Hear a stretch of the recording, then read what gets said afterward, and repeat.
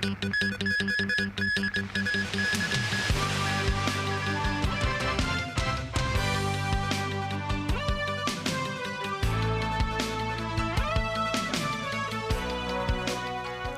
evening and welcome to TVB News. A Cathay Pacific and a Hong Kong Express flight had to return to the city mid-flight after experiencing issues. And experts said the decisions could have been made for several reasons, ranging from technical errors to concerns for passengers' safety. Timothy Lee has our top story. Sorry for inconveniences. It was a safety precaution. We will always stay on the safe side. Thank you. A sudden twist of events on an HK Express flight, quite literally, as the plane had to return to its point of departure mid-flight. The affected UO132 flight was originally scheduled to fly from Hong Kong to Kaohsiung in Taiwan at 12:45 p.m. 45 minutes after departure, the pilot announced the need to return to the SAR. Crew members told passengers another plane would be arranged for them and that engineers would inspect the plane's wings. Some passengers recalled their experience.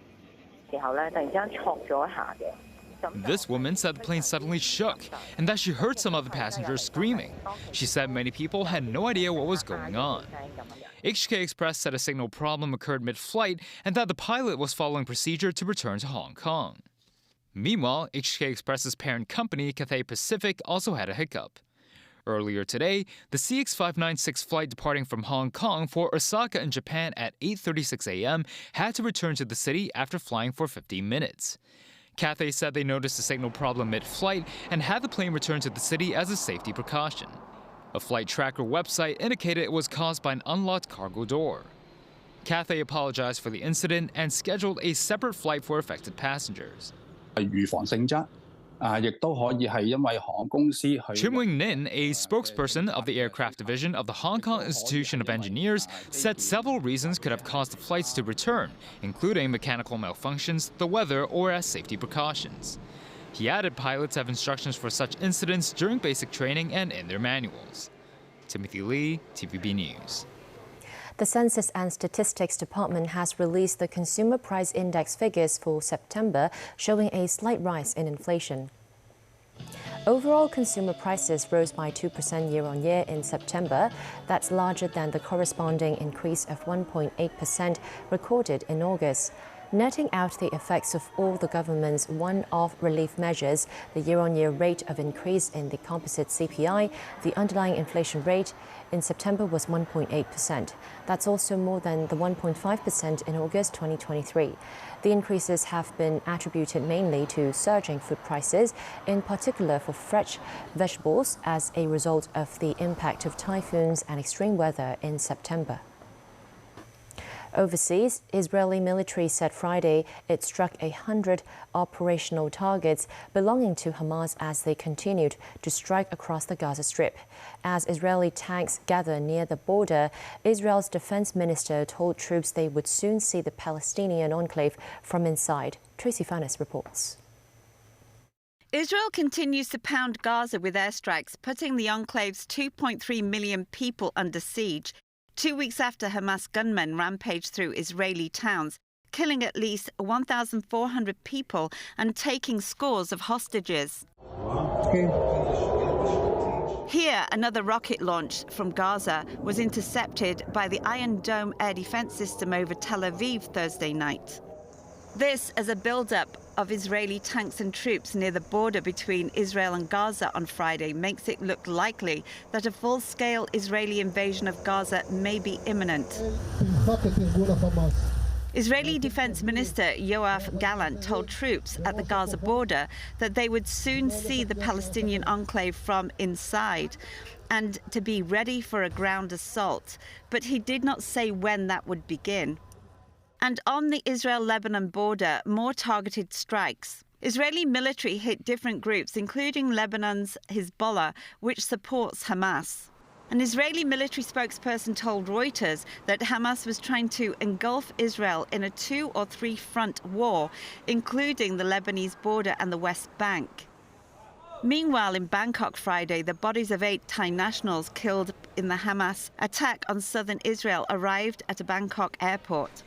Thailand's Foreign Affairs Ministry said that 30 Thais are feared dead, while 16 are reportedly injured and 17 are believed to have been abducted.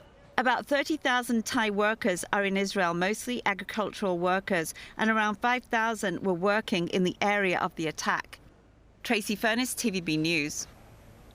U.S. President Joe Biden has spoken directly to Americans following his trip to Israel. In a primetime address, Biden defended his stance on Israel and set out why it is imperative to curb Russian aggression. He says it is vital for America's national security. David Garrett reports. Biden arrived back on US soil and within hours was in the Oval Office addressing the nation. The US president spoke to his fellow Americans about the Israeli visit. He looked straight down the camera and told them what he saw and how he feels they need to respond. More than 1,300 people slaughtered in Israel, including at least 32 American citizens. Scores of innocents, from infants to the elderly grandparents. Israelis, Americans taken hostage. As president, there is no higher priority for me than the safety of Americans held hostage. Biden outlines why the US backs Israel and classifies the militant group that controls Gaza as terrorists. Hamas does not represent the Palestinian people. Hamas uses Palestinian civilians as human shields, and innocent Palestinian families are suffering greatly because of them. Biden also spoke on Russia's invasion of Ukraine. Hamas and Putin represent different threats, but they share this in common. They both want to completely annihilate a neighboring democracy, completely annihilate it. And it's natural to ask, why does this matter to America? So let me share with you why making sure Israel and Ukraine succeed is vital for America's national security. You know, history has taught us that when terrorists don't pay a price for their terror, when dictators don't pay a price for their aggression, they cause more chaos and death. Biden says the US is committed to both military causes. I'm going to send to Congress an urgent budget request to fund America's national security needs, to support our critical partners, including Israel and Ukraine. It's a smart investment that's going to pay dividends for American security for generations. The reported $100 billion request is to fund national security needs over the next year and will include money for Israel and Ukraine. However, polls show American support for Ukraine is flagging. Some Republican politicians don't think it is a priority. Pushing through legislation is tough, while the House of Representatives is still without a speaker. David Garrett, TVB News. As the conflict between Israel and Hamas fuels tensions in the Middle East and beyond, the U.S. State Department issued a worldwide alert for American citizens to use increased caution when traveling abroad. Hundreds of protesters clashed with Lebanese security forces near the U.S. Embassy in Beirut. We issued a worldwide caution alert where we advised U.S. citizens that due to increased tensions in various locations around the world, the potential for terrorist attacks, demonstrations, or violent actions against U.S. citizens and interests, the Department of State advises U.S. citizens overseas to exercise increased caution. The U.S. State Department's move came as an American Navy warship shot down missiles appearing to head toward Israel on Thursday. U.S. bases in Iraq and Syria were repeatedly targeted by drone attacks. Elsewhere, a Russian-American journalist working for a U.S. government-funded media company has been detained in Russia and charged with failing to register as a foreign agent. Radio Free Europe/Radio Liberty editor Alsu Kumasheva is the second U.S. journalist to be detained in Russia this year.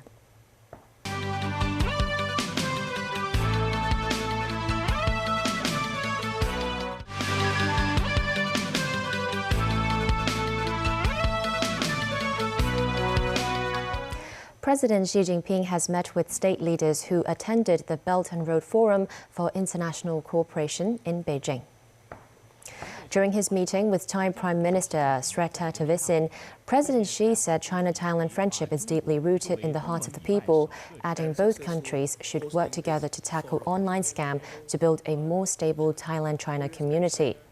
Thavisin said Taiwan is an inalienable part of China.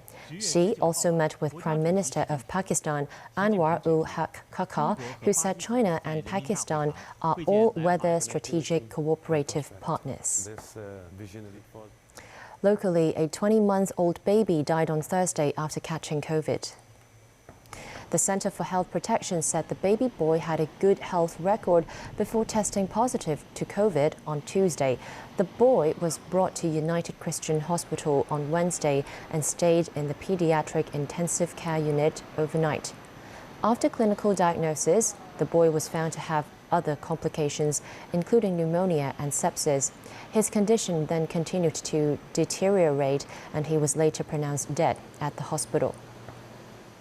The fixed penalty for littering and illegal disposal of construction waste will be significantly increased to protect public health. The new tariffs come into force on Sunday. Under the amended fixed penalty ordinance, those found guilty of dropping litter or spitting could be fined up to $3,000, and the penalty for shop front extensions and the illegal disposal of construction waste will be $6,000. The Food and Environmental Hygiene Department said it has been conducting educational work to raise awareness. Ocean Park held a celebration event today for Hong Kong athletes who clinched a record 53 medals during the recent Asian Games in Hangzhou. Memo Sangai spoke with some of the athletes. These are the proud Hong Kong athletes who competed in the recent Hangzhou Asian Games. The team achieved historic results during the event by winning 53 medals, 8 gold, 16 silver and 29 bronze. The mixed team in Shanqi or Chinese chess won bronze, the first time the SAR has won a medal in this event at the Asian Games. We feel really excited after winning the medals, and because last time in Hangzhou 210, it is Chinese chess is a performance event only. But this time in Hangzhou, and it is athletics event. Kenneth Falk, leader of the Hong Kong Asian Games delegation, said while the results are impressive, he hopes for more resources to be made available for the psychologists and doctors. Meanwhile, Ocean Park said there have been more visitors going to the theme park over the past few months. The outlook is very positive, of course, mainly from mainland, but coming from Southeast Asia, we also see a significant increase. With Halloween approaching, Ocean Park believes its theme facilities will attract more people. For instance, visitors can take pictures with the ghostly school bus. Memo Sangai, TVB News. That's the news. Thanks for watching.